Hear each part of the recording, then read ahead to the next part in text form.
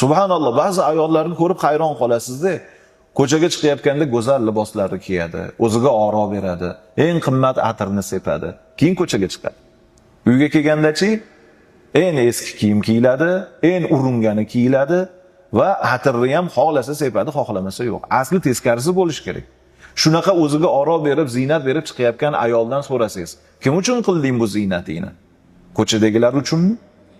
Bir yo'lagidan o'tadigan bo'lsang, orqangdan 3-4 ta erkak o'tayotgan bo'lsa, mazza qilib hidab, qalbida turli xil zino, shahvoniy narsalar paydo bo'lishi uchun qildingmi? Aslida ering uchun qilsang-ku shuni. Ering uchun ziynatlansang-ku, ering uchun sepsang-ku shu atirni. Men bir o'zimdan misol keltiraman, yosh katta bir hojiona holatlarini ko'rib hayron bo'ldim. Yangi libos olsalar, yangi kiyim olsalar, yaxshilab kiyinar ekanlarda bir joyga borishdan oldin to'xtab turinglar deb ko'zlari tuzukroq ko'rmaydigan cholini oldiga